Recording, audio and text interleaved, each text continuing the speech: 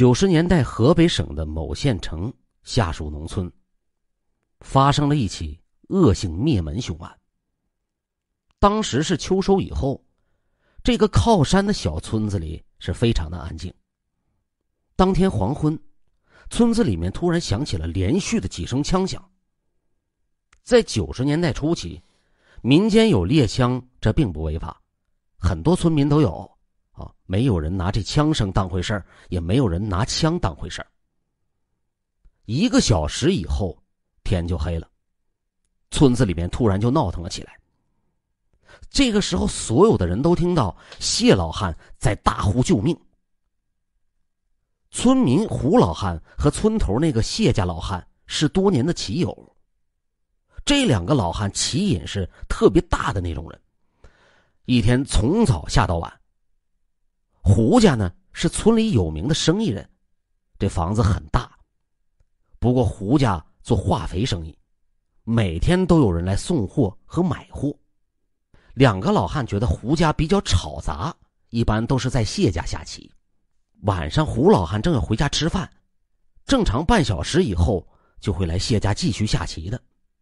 可是谁知道这次1个多小时，这胡老汉却还是没有回来。大家都知道下棋和赌博一样都是瘾比较大的，都有瘾。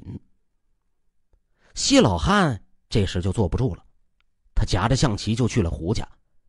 走到胡家的门口，谢老汉顿时就听到屋内有孩子的哭声，看来是胡家的小女儿在哭。奇怪啊，这个1岁的孩子平时是很乖的，此时却是声嘶力竭的在哭嚎。他又走了几步，谢老汉虽然说年老眼花，但是也看得到胡家大门里似乎是躺着一个人。哎呀，这是怎么回事？是谁又喝多了？怎么躺在这胡家大门口啊？战战兢兢的他就走了过去。谢老汉大叫了一声，倒在大门里的人是胡家的孙子小胡。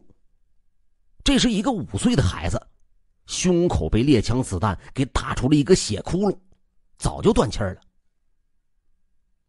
听到谢老汉的呼救声，村民们纷纷就赶到了胡家。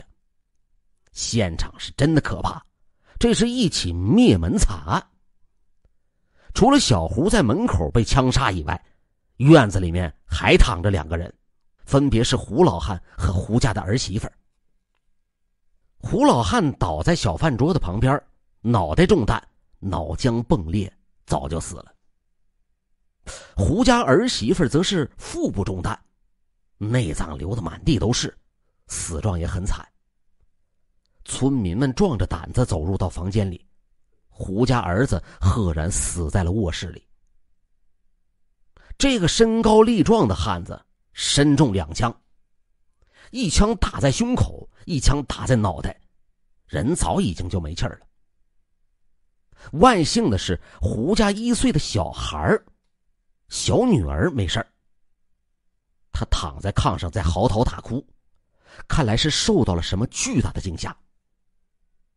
有个老奶奶急忙就抱走了这个孩子，检查了一下，发现并没有受伤。村民们立刻报警，民警们也是迅速的就赶到了现场。现场死了4个人，又是持枪作案，案情非常重大。县城民警也不敢自己解决，就上报到了市里。市刑警当晚就赶到了胡家，瞬间气得半死。胡家的院子里已经聚集了不下30-40名的村民，尸体身边几步外就站着人，胡家也到处都是脚印，显然现场已经被围观的群众给彻底破坏了，根本无从勘查。即便如此，刑警们还是有了一些收获。歹徒作案凶器就是胡家儿子刚从市里购买的5连发猎枪。这支猎枪本来就挂在旁边的那个小屋子里，还挂着几十发的子弹。现在猎枪已经不知道去向，子弹也少了5发，弹壳四散在胡家院子里。显然歹徒是先盗抢，再开枪四处杀人。根据弹壳分布和现场的痕迹，歹徒是径直走入卧室，一枪打倒了胡家儿子。枪声吓住了在院子里面吃饭的另外3个胡家人。歹徒见状，先是开枪打倒了胡老汉，他当时还端着饭碗，又打倒了这个胡家的儿媳妇儿。胡家小孙子吓得拔腿就跑，这个歹徒就追了几步，一枪把他给打倒在门口。随后歹徒似乎是怕这胡家儿子不死，又回到屋内对他的脑袋补了一枪。这个歹徒做了灭门惨案，似乎多少还有一些人性。他没有对胡家1岁多的那个小女儿开枪，没有杀这个孩子，估计是这孩子还不能记事，也认不出他，他感觉对他应该是没有威胁。胡家屋内被翻动过，给人一种被人抢劫的感觉。家里没有找到现金和首饰，似乎被歹徒都给抢走了。根据邻居的介绍，胡家儿媳妇有一些值钱的金银首饰都不见了。另外，邻村看热闹的几个村民说，大概也就是吃晚饭前1个小时，他们来胡家取货给钱过。现在他们交给胡家儿子的一捆现钞不知道了去向，估计是被歹徒给抢走了。猎枪不知去向，留在现场的弹壳只有胡家儿子的指纹，根本没有凶手的证据嘛，就这么多。现在让人困惑的是，这起灭门惨案究竟是什么性质的？那刑警们现在就有2种推测。第一，大部分刑警们认为这是谋财害命。胡家是村里乃至县城里非常有名的富户，很早以前那就是万元户了。胡家院子里面就停着2辆崭新的摩托车。平时胡家呢还做化肥生意，家里来的人也是非常多，人来人往的，很多人对胡家都是比较熟悉的。这个县是比较贫困的，穷人比较多，闲人也多，这几年的刑事案件也并不罕见，偷抢敲诈甚至是强奸妇女的案件也是频发。很可能是某些家伙应该是瞄上了胡家的钱，上门杀人抢劫啊。胡家的财物都没有了，很符合这个推论。那么第2种可能是报复杀人。胡家被人杀了4口人，抢劫也不见得就要杀人吧？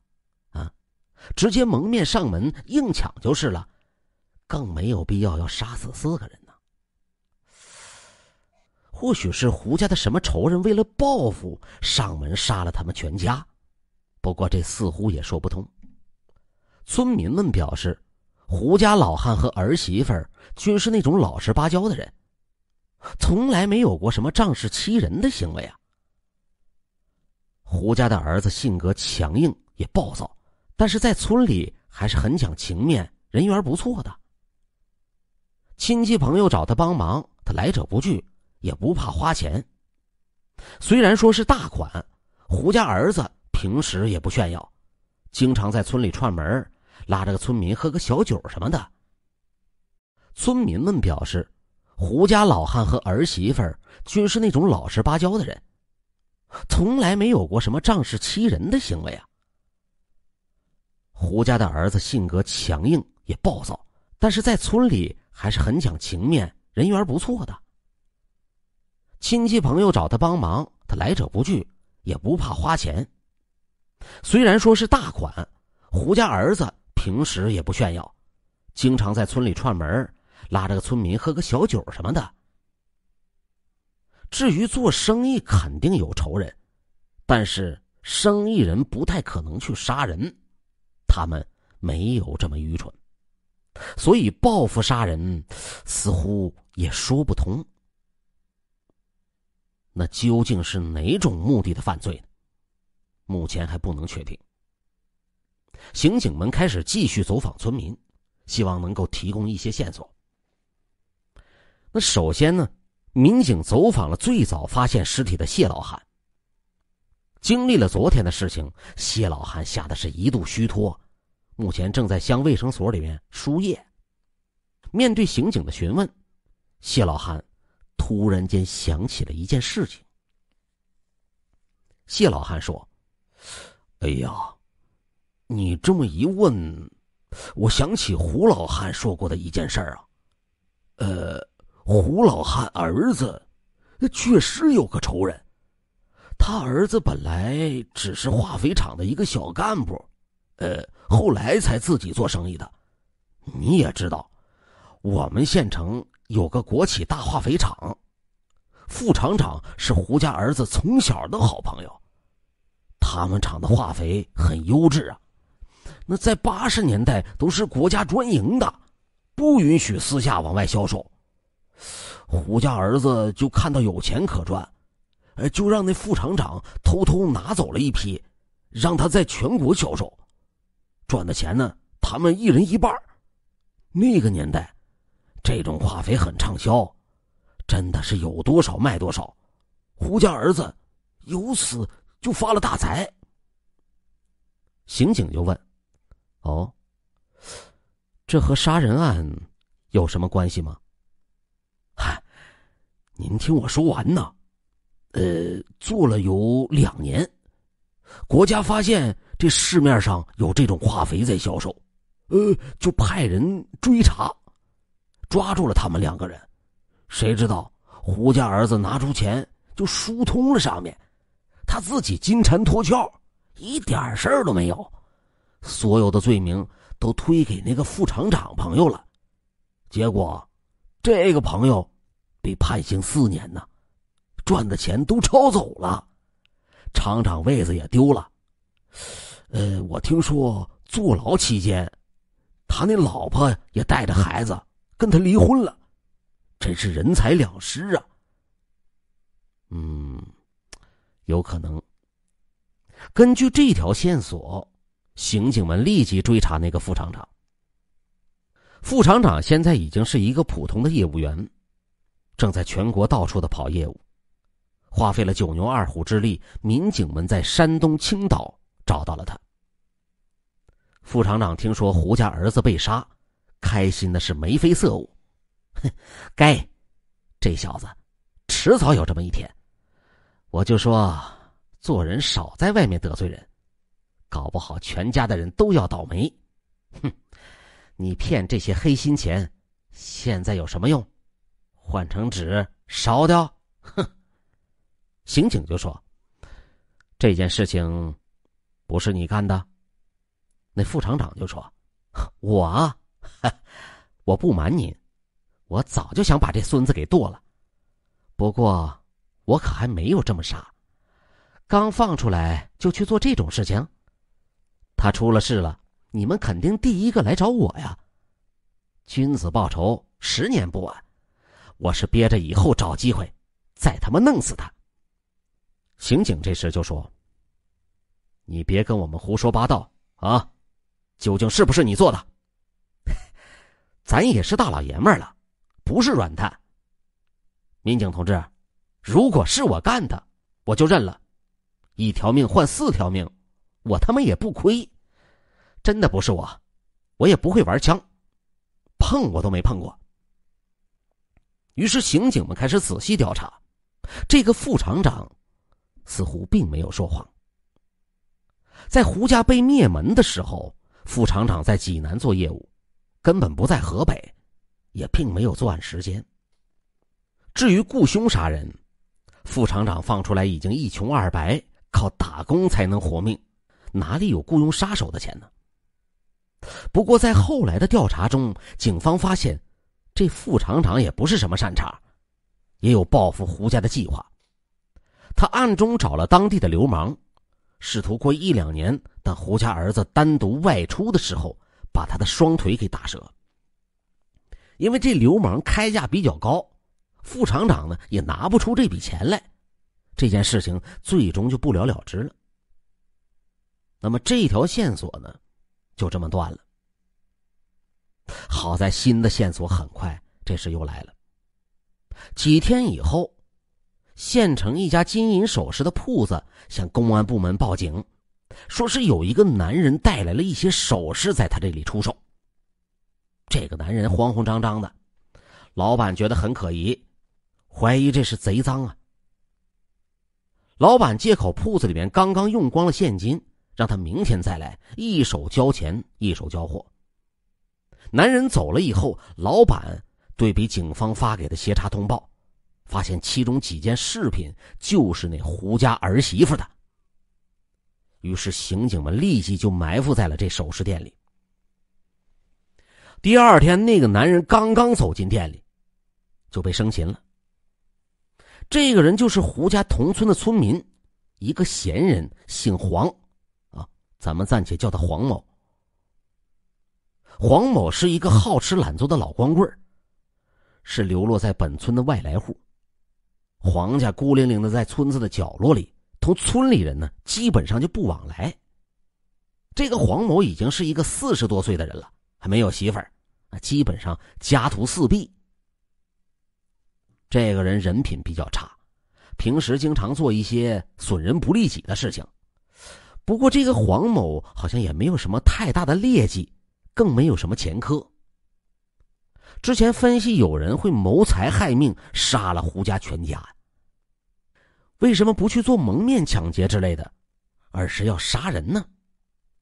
民警们就认为有可能是这个歹徒在胡家看到财物，一时见财起意，冲动作案。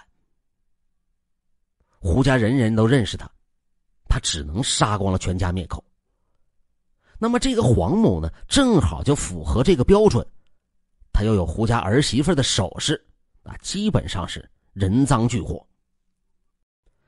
刚刚被抓住，黄某立即认罪：哎呀，我认罪，请公安同志放我一马，我愿意把所有赃物都退出来，保证一件都不少。是什么赃物？你先交代，你是怎么杀的人？什么？杀人？杀谁呀？你装什么蒜？你说，你怎么杀了胡家4个人？啊？这从何说起呀？胡家人被杀，跟我有什么关系啊？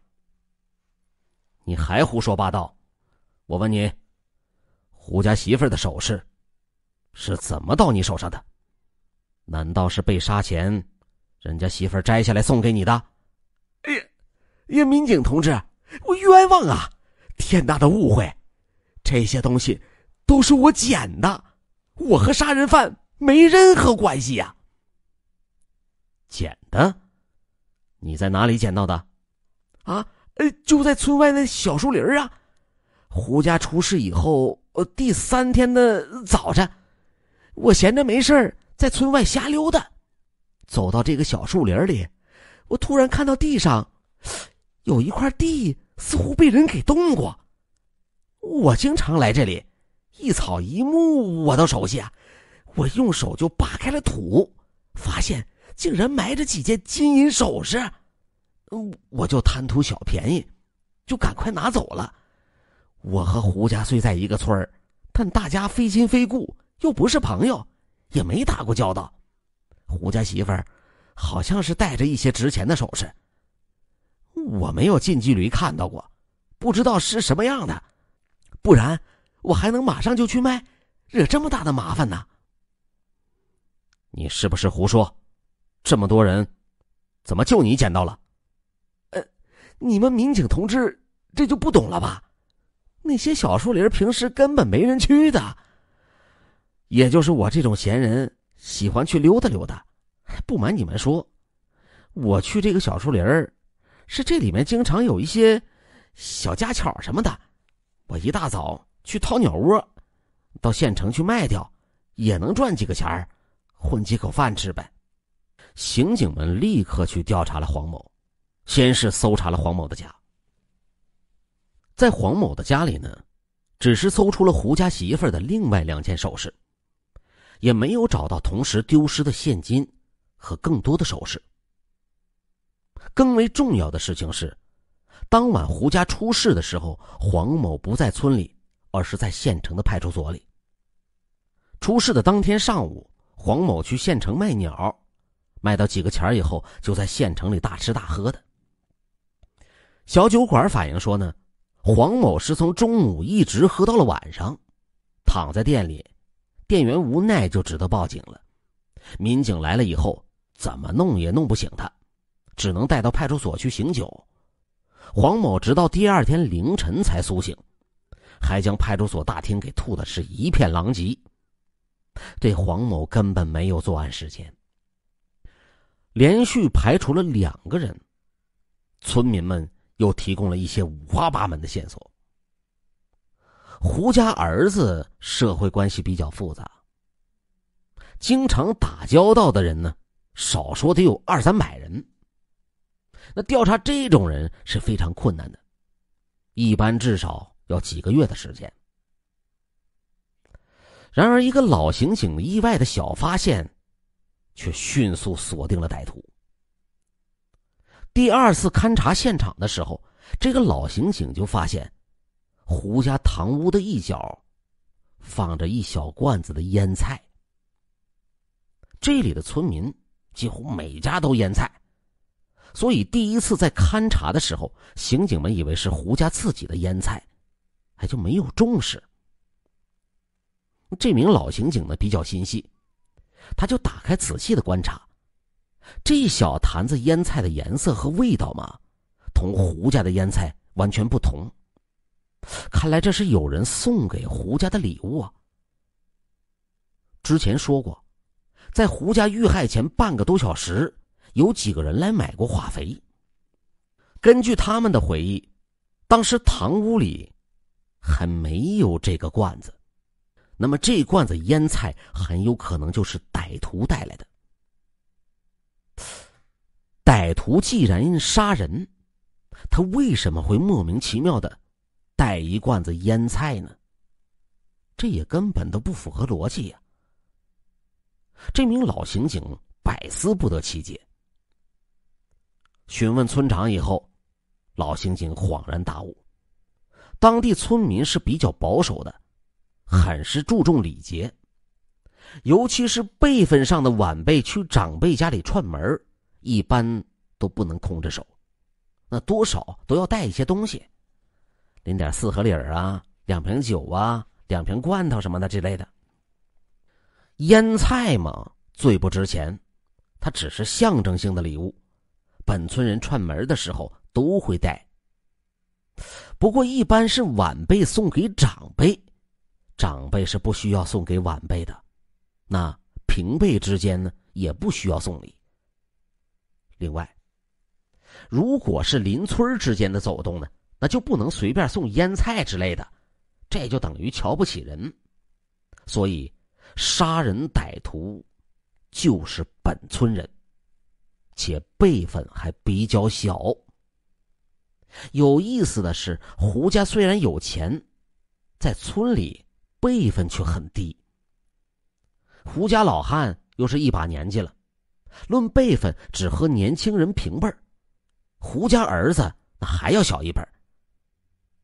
这些在农村都是寻常事，也没有什么值得奇怪的。这个习俗却为破案提供了重要的线索。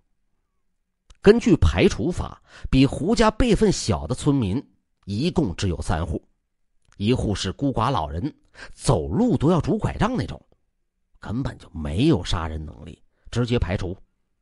另外2户都有壮年男人，似乎也都有可能。范围缩小到2家，抓住歹徒应该就不难了吧？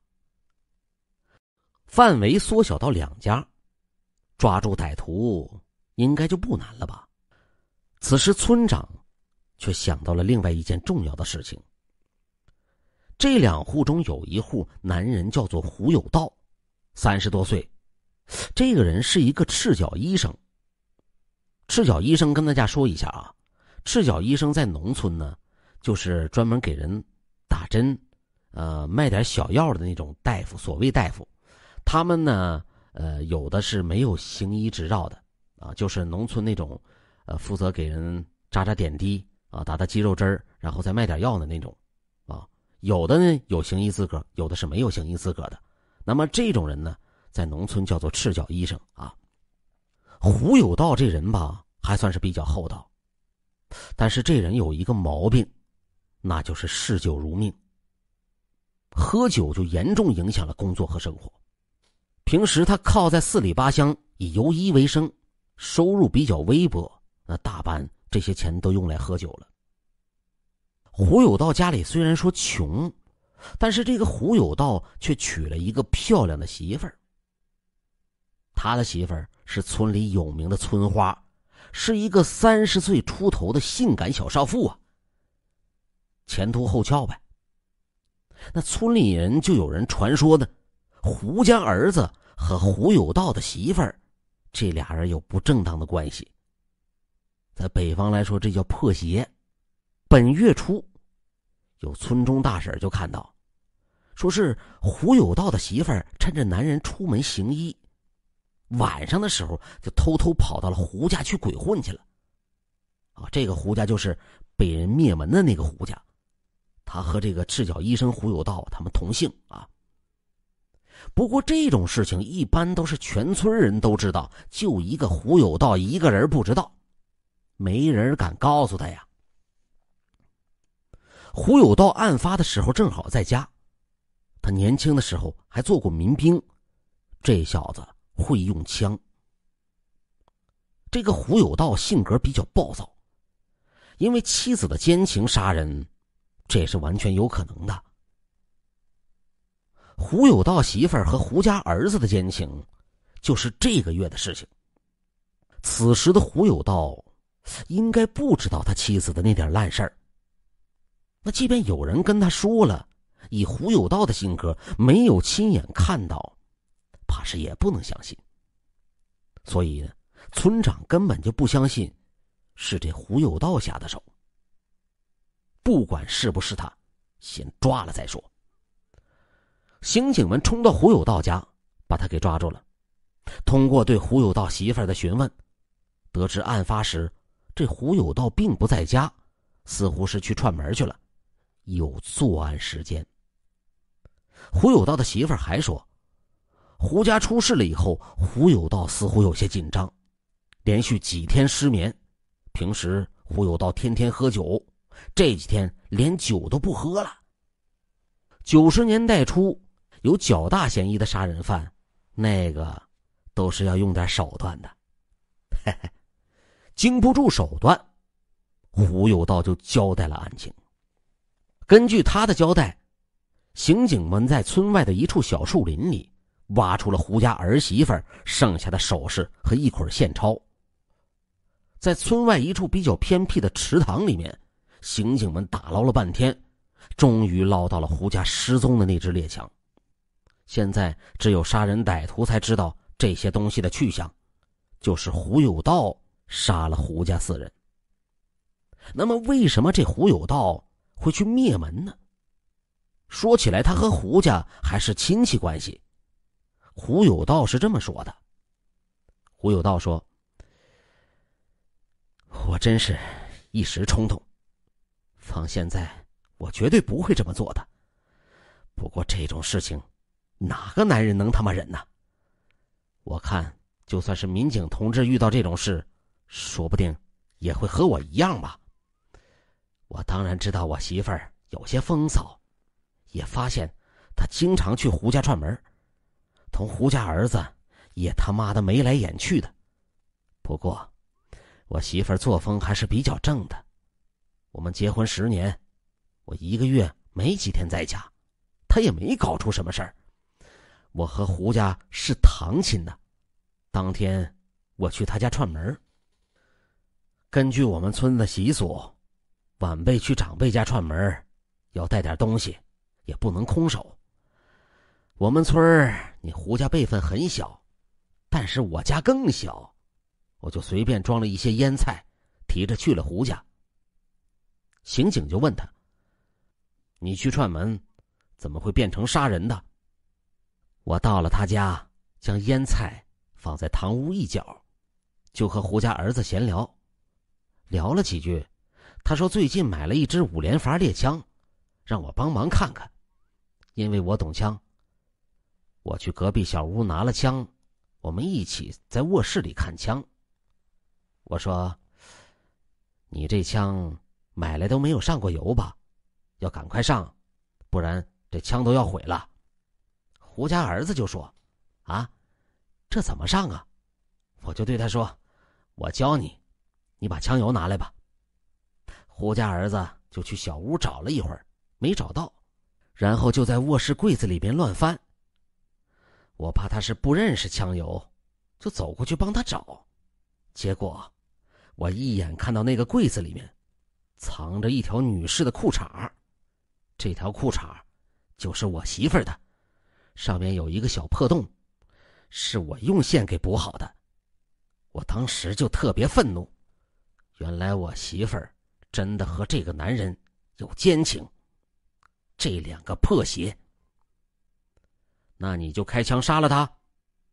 是啊，我热血上头，直接用上了子弹上膛的枪，我就对着他逼问他和我媳妇儿到底有没有关系。胡家儿子没有看到那条裤衩，还跟我他妈胡说八道。我用枪管把内裤就给挑出来了，他才没话说了。但是他又说这是多大的事儿，说是要给我一些钱，就当补偿我的损失了。我当时就他妈怒了，他玩了我老婆，让我戴了绿帽子，竟然想给钱了事。哼，我是拿老婆换钱的乌龟吗？我控制不住自己，对准他胸口直接就是一枪，把他给打倒了。那你为什么还要去杀别人呢？我进来的时候，他们家的人都看见了，我不杀他们，我就跑不掉，肯定要判死刑。不是你死就是我亡，我就跑到院子里一枪一个，将他们3个人都给打死了，连孙子小胡我也没放过。那你为什么没把胡家小孙女儿一起杀掉啊？我杀胡家儿子是为了报复，杀另外3个人是为了灭口。那个小女孩才1岁多，又不记事，我杀她干嘛？杀了人以后，我故意翻了现场，拿走了现金和首饰，装成是抢劫，首饰和现钞我都埋在了小树林里，猎枪我就丢到了池塘，证据都处理掉了。不过当时我走得急，忘记把那坛子腌菜拿走了。我做梦也想不到，这坛子腌菜让我上了刑场。你还有什么说的？没了，我杀了4个人，枪毙我是罪有应得。只可惜为了隐藏自己，我忍着气没把那个淫妇也给宰了，我太他妈亏了。后来这胡有道就得到了法律的严惩，这个案子呢也就结束了。